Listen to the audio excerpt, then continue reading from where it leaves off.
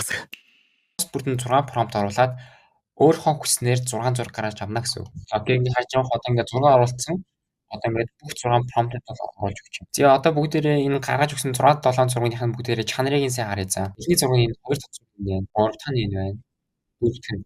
За энэ зурган дээрээс харах юм бол энэ нэлээд чухал чанар муутай зураг гаргаж өгч байгаа хааж болох.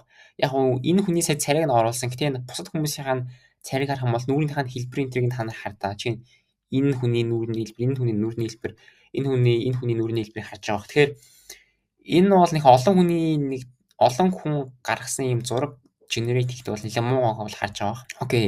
За одоо бүгдээрээ энэ зургаас нэг жоохон сул талыг нь олж харж болно. Тэрний үг л мэдээж энэ зургийн чанарыг аягүй онцгой байгаа. Тэгээд дээрс бас энэ ирүүн яаж урагшаасан байгаа та нар бас харж болно. За тэгвэл та хэд маань штэ наад AI чинь төлбөртэй мүү эсвэл үнэгүй мүү гэж асууж байгаа. За тэгвэл төлбөрийн хэсэг энэ ч байгаа. За ингээд 1 сарын basic нь их юм бол за ингээд $9, Pro нь ингээд 14.7, 29, 149.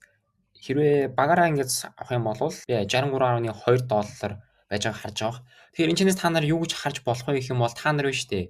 Чинь Midjourney, ChatGPT, Canva гэдэг ч юм уу. Иймэрхүү AI хэрэгслүүд чинь одоо энэ юу гэж болж штэ Hexfield байж болж штэ тий.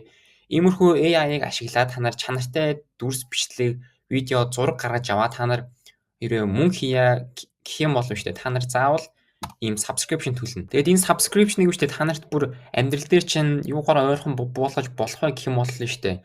Одоо хар хорин дээр чинь нэг лангуу түрээсэлдэг штэ хүмүүс. Түрээслээ бараа тавиад зардаг тийм үү. Тухайн лангуугийн сарын 1 сая, 2 сая, 3 сая гэмжлэг үнэлгээ тавьдаг тийм үү.